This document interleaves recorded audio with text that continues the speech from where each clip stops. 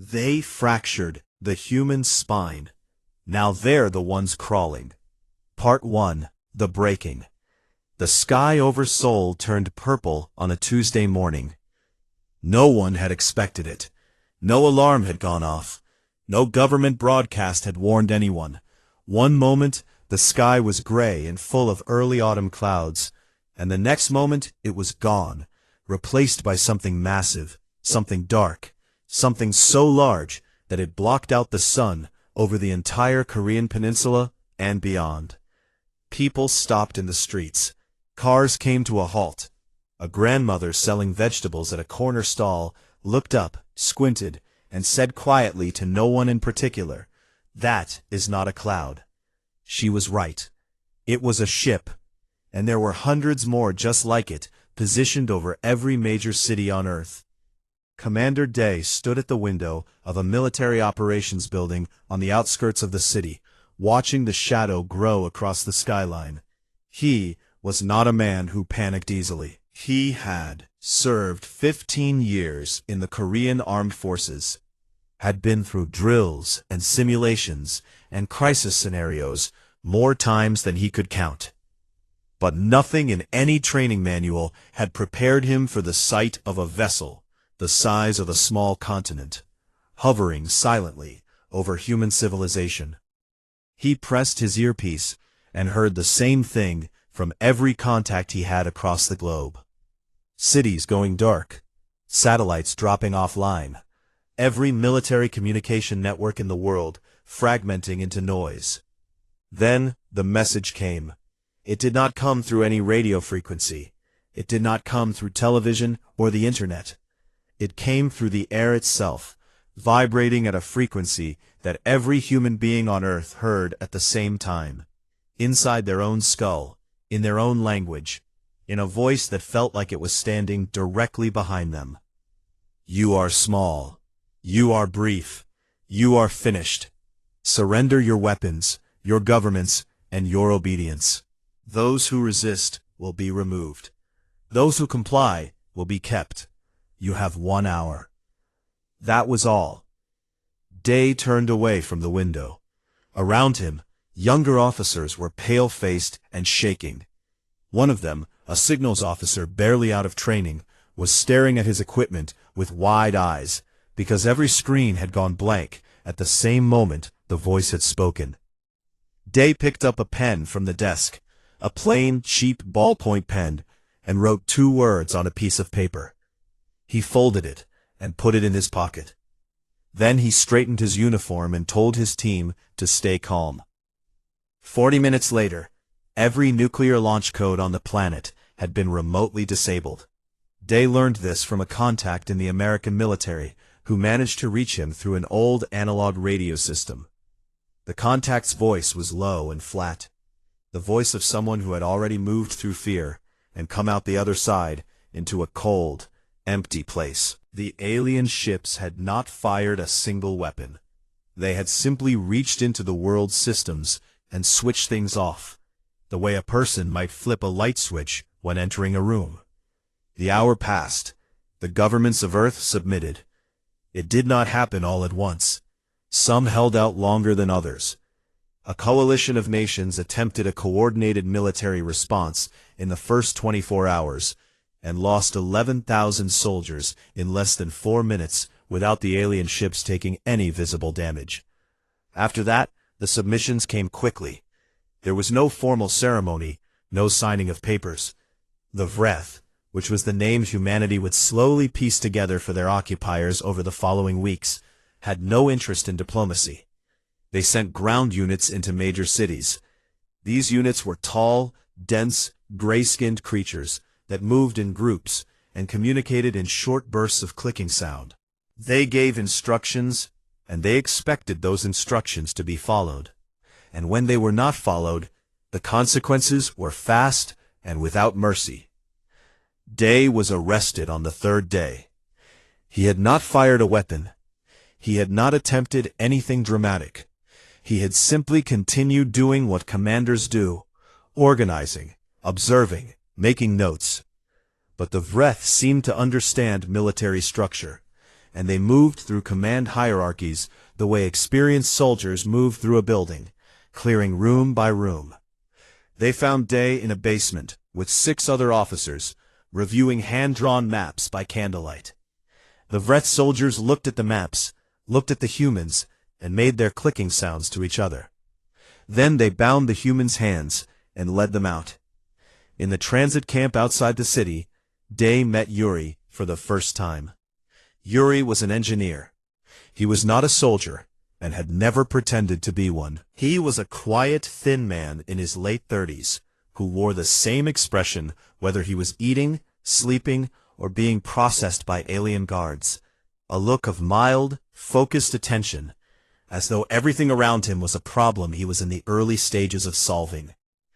He had been arrested, not because he had done anything, but because he worked in a propulsion research facility, and the Vreth had swept up every scientist, engineer, and technical specialist they could identify in the first week.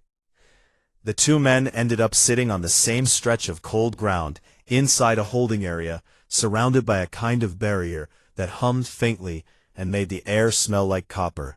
Day studied the barrier. Yuri studied the ships overhead. "They leave the maintenance panels uncovered," Yuri said, not to anyone in particular. "What?" Yuri nodded upward toward one of the smaller Vreth vessels resting on a flat section of ground nearby. Its landing struts dug into what had been a public park 3 weeks ago. The panels on the lower hull, they leave them open when the ship is landed, probably for heat dispersal. He paused. "Interesting design choice." Day said nothing for a moment. Then he said, "You noticed that from here?" "I notice things," Yuri said simply. Over the next several days, more prisoners arrived. The camp swelled. People came from all directions: civilians, military, academics, workers. Some were broken already. Some were furious. Some were numb. Day watched all of them and said little. He was building a picture in his head, the way he had always built tactical pictures, slowly, from many small pieces, without rushing toward conclusions. The Vreth were efficient. They processed prisoners quickly, sorted them by apparent usefulness, and began shipping groups off-world within the first 2 weeks. The labor camps, as humanity would come to call them, were located on moons and orbital stations, and at least one planet in a neighboring system. The Vreth did not explain what the work was. They did not need to. They had a broken species in their hands, stripped of its weapons, its governments, its communications. They believed quite reasonably, by any standard they understood, that the breaking was complete. On the transport ship that carried Day and Yuri toward Kepler-7, Day unfolded the piece of paper he had kept in his pocket since the first morning. He looked at the 2 words he had written, then folded it again and put it back. Yuri, sitting across from him in the dim hold, watched this without comment. "What does it say?" Yuri asked after a while. "Not yet," Day said. Yuri nodded and went back to memorizing the layout of the ship. They fractured the human spine. Now they're the ones crawling. Part 2. The crawling begins. Kepler-7 was not a planet that had any interest in making life comfortable. It was cold in the way that only airless half-lit moons could be cold. Not the kind of cold that bit at skin, but the kind that settled into bones and stayed there, constant and patient and indifferent. The colony structure where the human prisoners were kept was a series of connected modules built from prefabricated Vreth materials, low-ceilinged and gray, with lighting that buzzed faintly and gave everything the color of old bruises. The air recyclers worked well enough to keep people alive, but not well enough to make anyone comfortable. Day decided early on that this was probably intentional. Discomfort kept people tired, and tired people did not think as clearly or as dangerously. He made note of that, too. The work assigned to the prisoners was ore processing. Kepler-7 sat inside an asteroid belt rich in materials the Vreth used in their construction, and human hands, apparently, were considered adequate for the less technical aspects of extraction and sorting. The Vreth supervisors, 4 of them rotating in shifts, rarely spoke to the prisoners directly. They communicated through a simple set of tones played over the facility speakers. 1 tone meant begin work. 2 tones meant stop. 3 tones meant assemble. No one had been told what a 4th tone meant, and no one wanted to find out. Day worked and watched. Yuri worked and memorized. Within the first month, Day had learned the names and backgrounds of most of the 312 humans in the facility. He did it carefully, over meals and during transit between workstations, asking small questions and listening to the answers without appearing to collect anything. By the time the Vreth supervisors might have noticed a pattern, Day already knew that he had a structural engineer from Busan named Tae, a former Air Force pilot named Kyo, who had been shot down during the failed 24-hour resistance, a biochemist named Hana, who had been working at a research university in Incheon, and a logistics coordinator named Rina, who had managed supply chains for a shipping company with operations across 14 countries. He also knew who had given up and who hadn't. That mattered most. Hana had been assigned to the ore refineries on what the prisoners called Deck 9, the lowest and hottest section of the processing facility, where the raw material came in from the surface conveyors and was broken down by heat and chemical processes before sorting. The Vreth supervisors rarely came to Deck 9 because the environment was unpleasant, even by their standards. This gave Hana something that turned out to be more valuable than almost any other resource available to the prisoners: privacy. She had not started with a plan. She had started with curiosity, which, for a biochemist, was essentially the same thing. The chemical compounds used in the refining process were relatively crude by human scientific standards. Effective, but not elegant. Hana began studying them the way she studied everything, systematically and without drawing attention to herself. She requested small amounts of different materials under the cover of maintenance tasks, and kept careful mental records of what she was doing, because writing anything down would have been too dangerous. 11 weeks into her time on Deck 9, she produced, in a container made from a bent piece of processing equipment and a sealant strip, approximately 40 milliliters of a compound that could eat through Vreth hull alloy in just under 11 minutes. She told no one immediately. She stored it in a place only she knew and went back to work. Kyo's contribution came from a different direction. After the failed resistance, the Vreth had not seen much value in destroying functional pilots. They had simply repurposed them. Kyo had been assigned to cargo transport duty between Kepler-7 and a small orbital station used as a distribution hub. This meant he was one of the few prisoners who moved between locations regularly, under supervision, but with enough access to observe the patterns of Vreth ship movements, patrol timings, and docking procedures. He was an experienced pilot. He understood vehicles and routes the way Hana understood compounds. Every trip he made, he brought something back with him. Not objects, but information, stored carefully behind a face that gave nothing away. Rina was the one who made all of it start to connect. She had been a logistics coordinator in her previous life, and she was one now, just with different materials and higher stakes. She was not loud or forceful. She was the kind of person who understood systems, how information moved, how resources flowed, how people could be organized without anyone appearing to organize them. She built a communication network inside the facility that used no technology whatsoever. A certain arrangement of ore pieces on a sorting table meant one thing. A particular way of folding a work uniform left at the end of a shift meant another. Tones tapped against pipes during sleep hours carried short-coded messages from one section to another. It was slow, it was imperfect, it worked. Within 4 months of arriving on Kepler-7, 300 humans in a cold gray facility on an alien moon were having conversations the Vreth could not detect, using a language that did not exist 6 months ago. Day brought the small group of key people together for the first time, not in a room or a corner, but on the sorting floor, in the middle of a standard work shift, passing each other on the conveyor lines, exchanging a few words at a time over the course of 2 hours.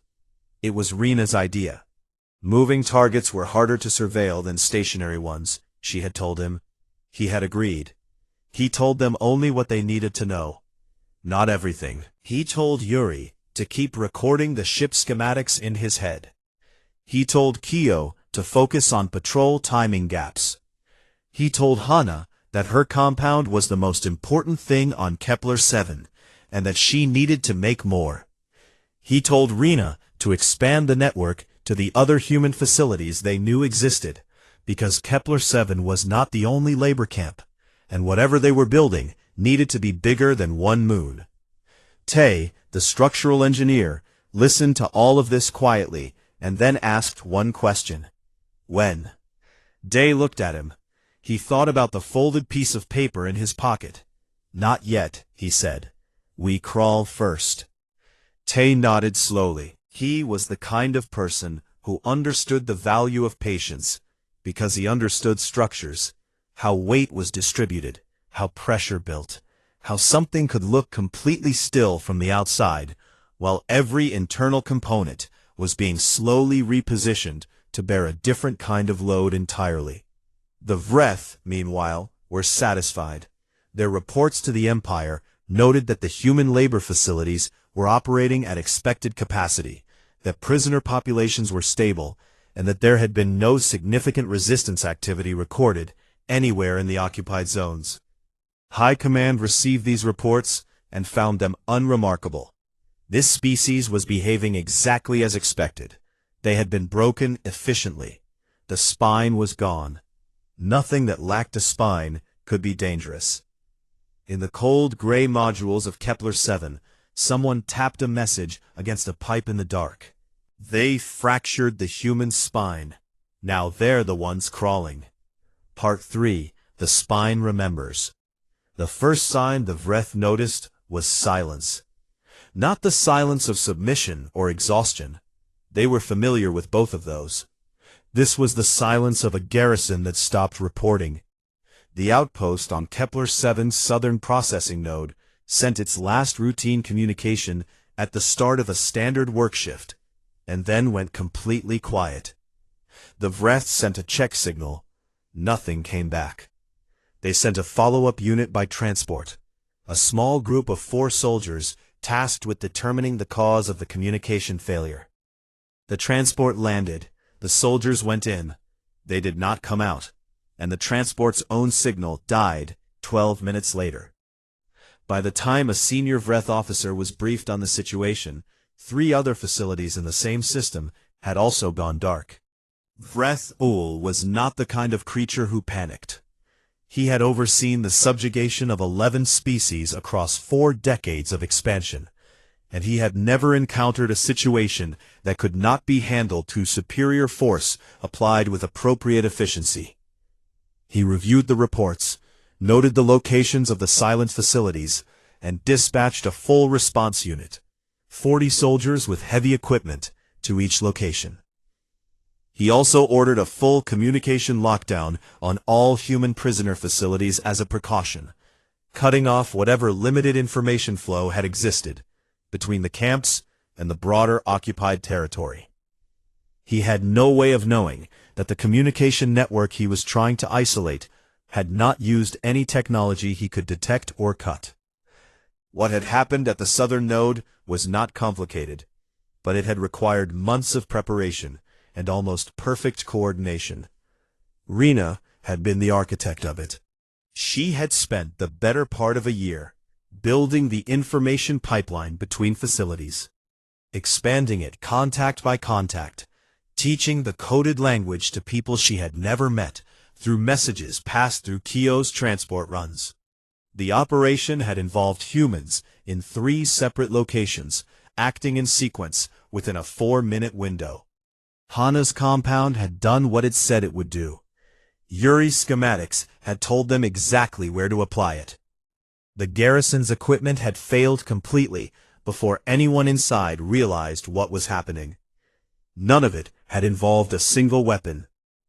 The Vreth response units arrived at the darkened facilities and found them empty. The prisoners were gone. Not escaped into open space. That would have been impossible and fatal. They had moved through the facility's internal maintenance corridors, which were sized for Vreth technicians and therefore perfectly passable for humans, and consolidated in 3 central locations that Tay had identified months earlier as structurally blind to the external sensor arrays. They were sitting quietly in the dark, eating rations they had been stockpiling for 11 weeks, waiting. The Vreth soldiers searched the visible sections of the facilities and reported them empty. The searches did not extend to the maintenance corridors. It apparently did not occur to anyone that the prisoners could be using them. Vreth Ul received this second round of reports with something that was not quite concern, but was beginning to move in that direction. He ordered a complete audit of all human prisoner facilities across the system. This took time. The audit teams had to travel, had to inspect, had to report back through channels that were slower than he would have liked, because of the communication lockdown he himself had ordered. While the audit was ongoing, 2 supply frigates moving between orbital stations disappeared. Not destroyed, disappeared. Their signals simply stopped and did not resume. Keo had been flying transport runs for nearly a year. In that time he had built a precise mental map of every patrol corridor, every timing gap, every moment when a vessel in the distribution network was outside direct observation for longer than it should have been. He had also, over many runs, quietly introduced a small number of trusted people into the transport crew rotations, not as pilots, but as cargo handlers, which was a role the Vreth considered beneath direct supervision. Those people had been very busy in the weeks before the southern node went dark. They were redirected, moved into the asteroid belt through a narrow passage that Keo had identified as sensor dead from the Vreth tracking stations, and hidden. They were not much, old cargo haulers with no weapons and barely adequate life support, but they were ships. They could carry people. They could move. That was enough for now. Day ran the operation from inside the maintenance corridors of Kepler-7's central facility, which was where he and his group had relocated after the southern node went dark. He had almost no equipment. He had a group of people, a piece of paper in his pocket, and a complete, accurate understanding of the Vreth's operational assumptions, which was more valuable than anything else he could have asked for. He had spent a year watching how the Vreth thought. They thought in hierarchies. They expected resistance to come from organized military structures using recognizable tactics. They had processed 42 species, and they knew exactly what a defeated enemy looked like and how it behaved. They did not have a category for this. When a Vreth officer was captured during the response unit sweep, the first Vreth captured by humans since the occupation began, he was not harmed. He was brought to a maintenance corridor and sat down across from Day, who studied him for a long moment, and then spoke through a translation unit that Yuri had assembled from salvaged equipment over the course of several months. The officer demanded to know who was in charge. Day said that was a complicated question. The officer demanded to know where the prisoners had gone. Day said they had gone where they were needed. The officer, whose understanding of subjugated species was extensive, looked at the human in front of him and experienced something he had not felt in a professional context in a very long time. He was not sure what to call it. The closest approximation, in Vreth language, translated roughly as the feeling of standing on ground you were certain was solid and discovering that it was not. He asked how this had been organized without any detectable communication. Day almost smiled. "We talked," he said. "We've always talked. You just weren't listening to the right things." The officer was held safely and treated decently, which confused him almost as much as everything else. In the Vreth understanding of conflict, a captured enemy was either a resource or a liability. Being treated as neither, just being held carefully and kept informed that no harm was intended, was outside any framework he had for processing the situation. Rena had suggested this. She had argued that a confused enemy was more useful than a frightened one, and that the first Vreth to experience something unexpected from humans should leave the encounter uncertain rather than angry. The small group had voted, as they always did on major decisions, and the vote had gone Rena's way. That same week, Vreth Ul's audit teams completed their reports. The numbers did not match. Across the entire system, the count of human prisoners was off by thousands. Thousands of humans had, according to every facility log, been present and accounted for at the beginning of the audit period, and were now simply gone. No signs of mass death. No signs of large-scale movement detected by external sensors. No transmissions. No signals. Vreth Ul stared at the reports for a long time. Then he called for an emergency briefing of all regional commanders. In the asteroid belt, in the dark, in the stolen cargo haulers, Tay looked at a collection of hand-drawn structural diagrams spread across the floor of a shiphold, and began calculating how much additional stress the hull frames could take if they needed to mount something heavy on the exterior. Hana sat beside him, not looking at the diagrams, but thinking about compounds. Specifically, she was thinking about scale, how much of what she had made in small batches on Deck 9 could be produced in larger quantities, and what materials she would need to do it. Kyo sat in the pilot's seat of the hauler and watched the asteroid field drift past the scratched viewport. He was thinking about Jupiter. Specifically, he was thinking about the dark side of it, and what might be able to move undetected in its shadow, and how many ships a person would need to make a difference. He thought probably more than they had now, but the number they had was not zero. That was not nothing. That was, in fact, everything. They fractured the human spine. Now they're the ones crawling. Part 4, The Turn. It took 2 more years to build something worth fighting with. Day had never expected it to be fast. Fast was for people who had not thought carefully about what they were doing. He had watched fast play out in those first 24 hours of occupation. 11,000 soldiers lost in 4 minutes. And he had understood immediately that speed without strategy was just an expensive way to lose. He had built slowly, carefully, in layers, the way Tay built structures, making sure each piece could support the weight of everything that came after it before moving on. The network Rena had started on Kepler 7 had grown into something that now connected human populations across 9 different locations. Some in labor camps, some in orbit, some hidden in the asteroid belt or tucked into corners of the solar system that the Vreth considered empty and unimportant. Information moved through it constantly, in the same coded language that had been tapped out against pipes in the dark during those first months. The Vreth had not cracked it.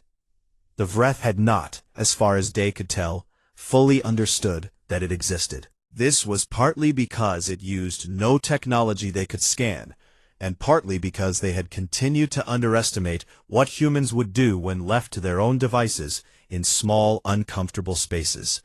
The fleet, if it could be called that, now numbered 31 vessels.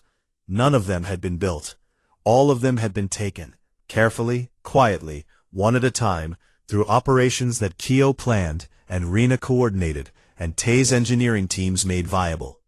Some were former human ships that the Vreth had impounded and left in holding lots without what they considered adequate security, because who was going to steal a decommissioned cargo hauler?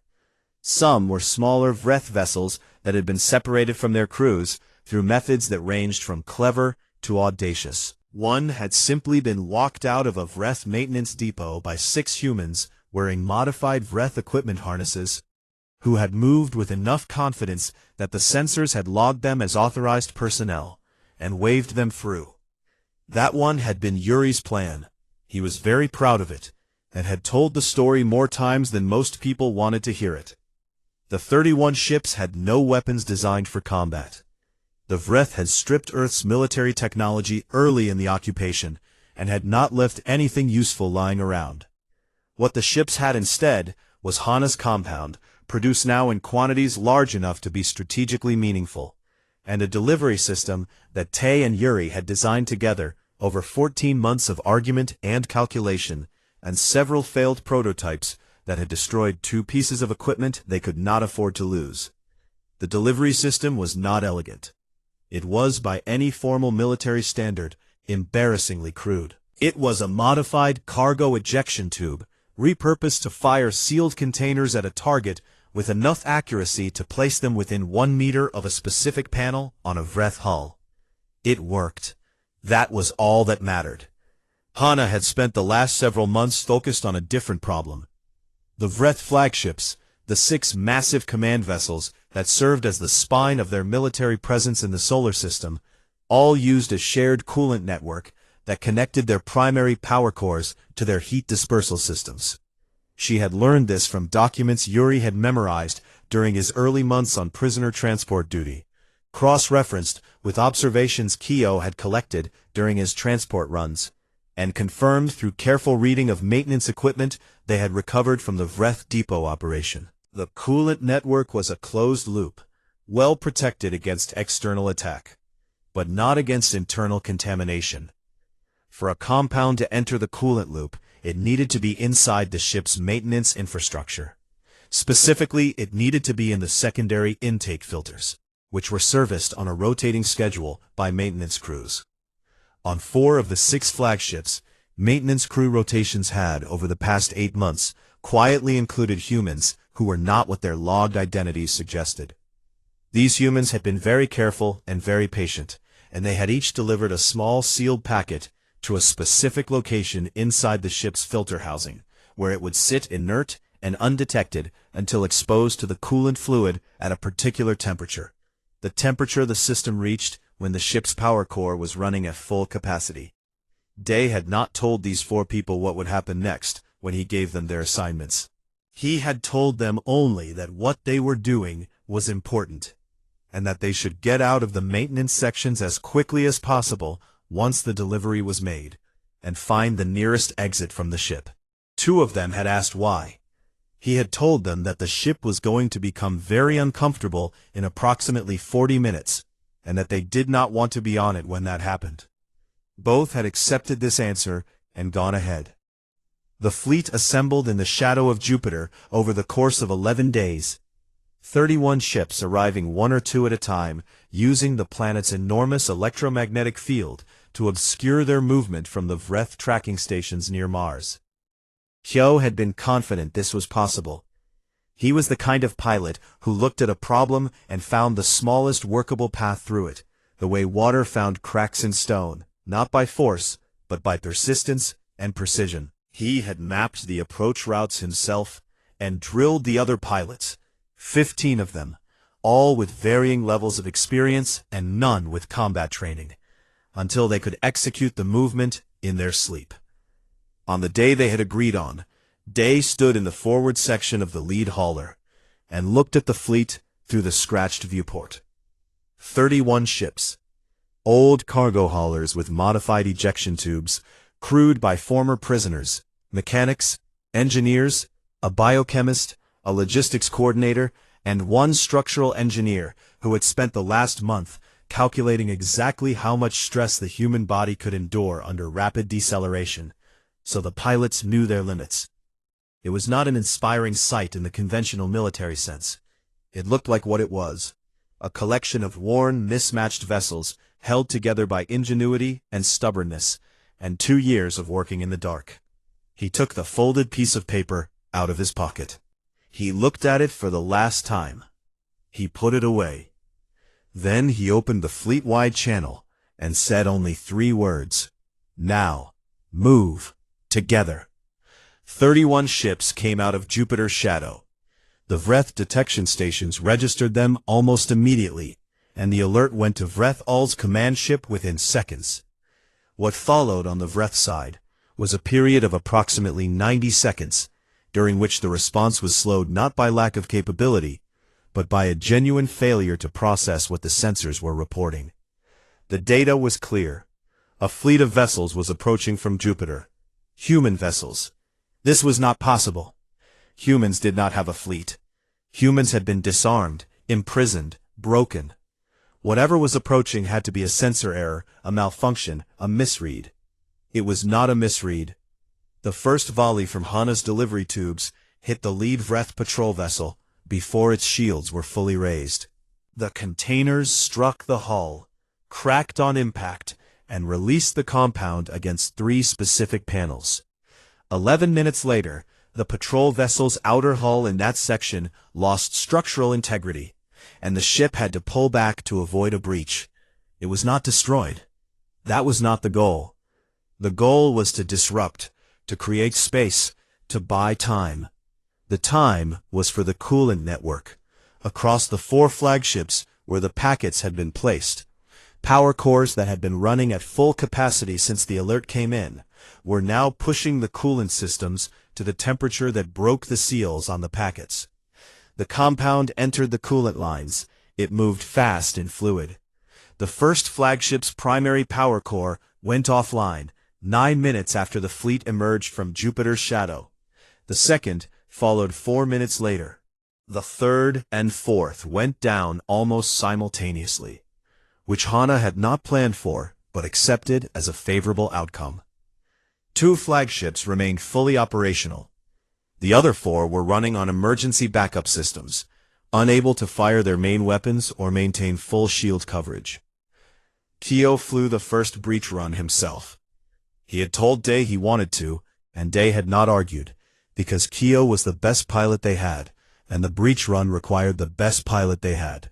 And this was not a moment for sentiment over logic.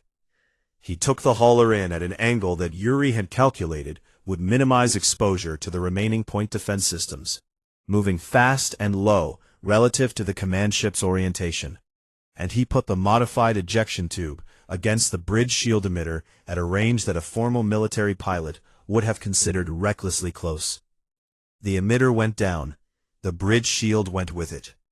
It was not dramatic in any visible sense. One moment the shield was there, and then it was not, and the command ship's bridge was exposed to the same approach routes that Kyo had just used. The remaining ships followed. Vrethul sent the ceasefire signal 40 minutes later, using a frequency that had not been used since the occupation of Earth. The same frequency, the same signal format. Day let it sit unanswered for 48 hours, not out of cruelty, but because there were things that needed to happen first, people who needed to be safe and in position, and because some things deserved the weight of time before they were answered. The piece of paper in his pocket said 2 words. It had said the same 2 words since the first morning, since the sky had turned purple, and the voice had spoken inside every human skull, and a grandmother selling vegetables at a corner stall had looked up and understood, before anyone else did, what was coming. The 2 words were, not finished. They fractured the human's spine. Now they're the ones crawling. Part 5. Now they crawl. The Vreth had never signed anything before. In 42 conquests across 4 decades of expansion, the concept had never come up. Surrender, in Vreth doctrine, was not a formal act with documentation and witnesses. What was a practical state? One side stopped resisting, the other side continued controlling, and the arrangement simply existed without requiring ceremony or record. Vreth had read the records of every species the Empire had ever subjugated, and not one of them had asked for a signing ceremony. Humans had asked for a signing ceremony.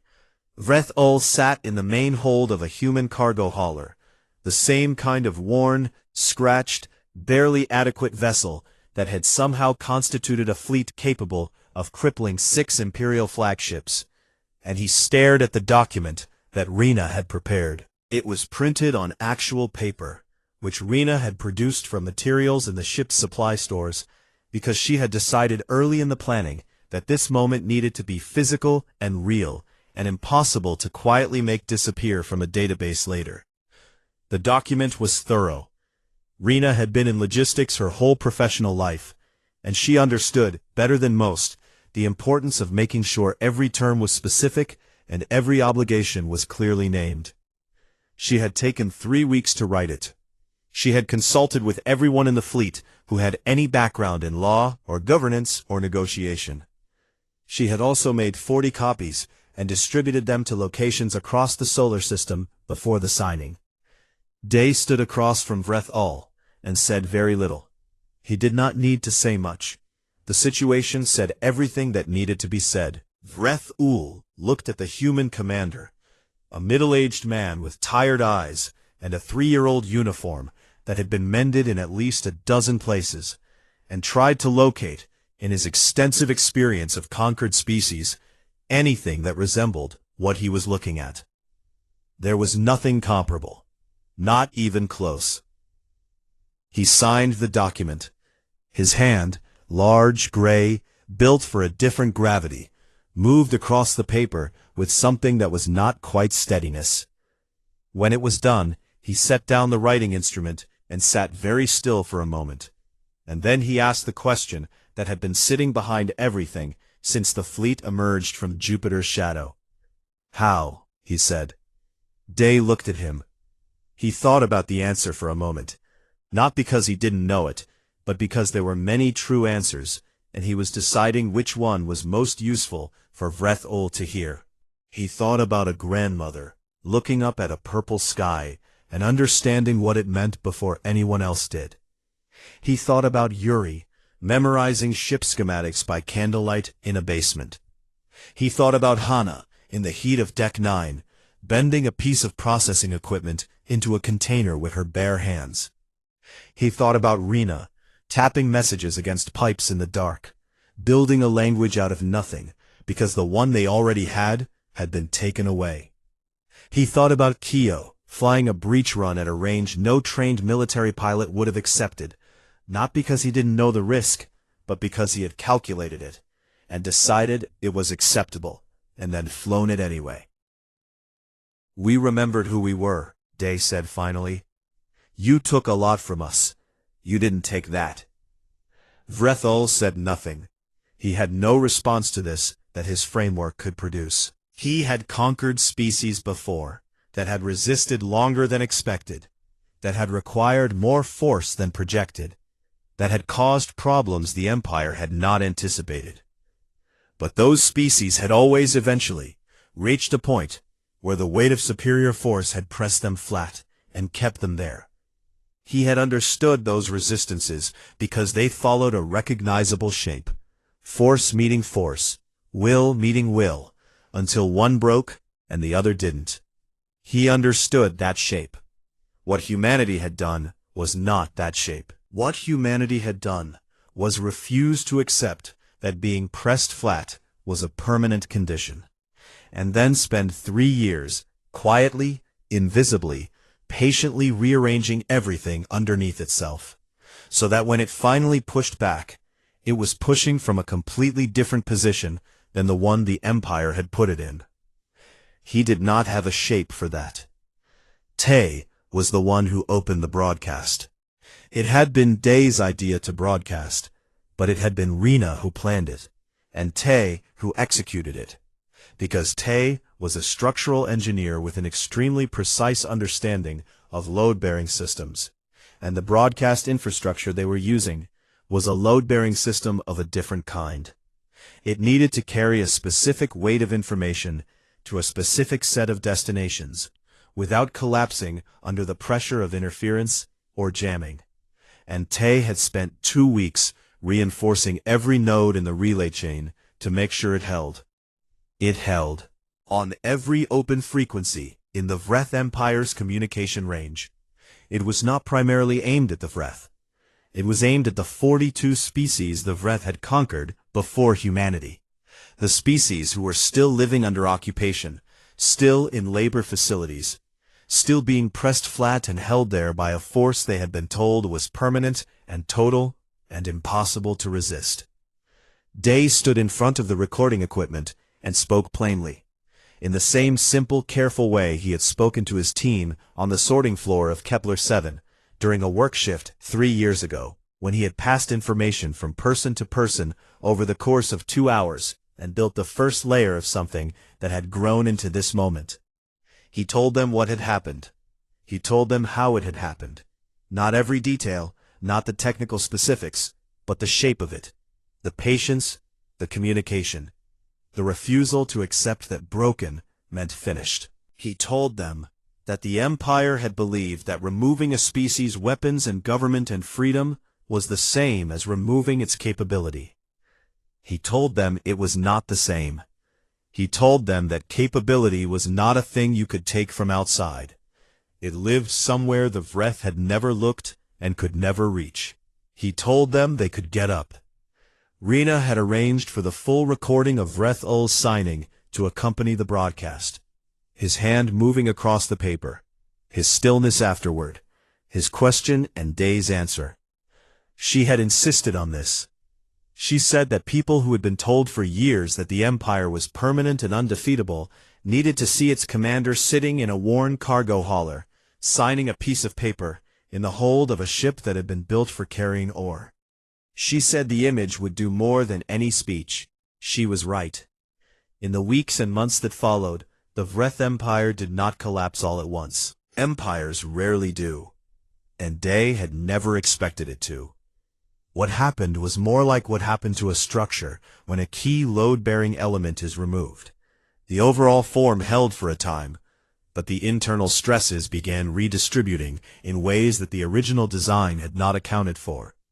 And the parts that had always been under the most pressure began to show it. Species that had been quiet for years became less quiet. Labor facilities that had been orderly became less so. Regional commanders who had been reporting stability began reporting instability, and then they began reporting it less frequently, and then some of them stopped reporting at all. Hana spent the first months after the signing working on something different. Not a compound designed to degrade hull alloy, but a medical synthesis designed to address nutritional deficiencies caused by years of inadequate food in the labor camps. She had a list of which nutrients were most critical, and what materials could produce them at scale, and she worked through the list methodically, the same way she worked through everything, starting with the most urgent and moving forward. She shared the formulas through Rena's network, which by now extended well beyond the human prisoner population. Yuri wrote down everything he had memorized over 3 years of observation. Not just the ship schematics, though those were valuable and were immediately requested by people working on problems very similar to the ones the humans had solved. He wrote down the process, how they had moved from nothing to something, what they had paid attention to and what they had ignored, what had mattered most when everything else was stripped away. He wrote it plainly, without drama, the way he described everything, because he was an engineer, and engineers understood that the most important information was the kind that could be used. Kyo flew. There was still a great deal of flying to do. Day went back to Earth. He had not been there since the transport ship had carried him away from the transit camp outside Seoul. The planet had changed. It had not been treated well during the occupation, but it was recognizable, and there were people there who had not been taken off-world, who had lived through the occupation from the surface, and who had their own stories that he had not heard yet. He thought there was probably a great deal that the people who had stayed behind understood, that the people who had been taken away did not.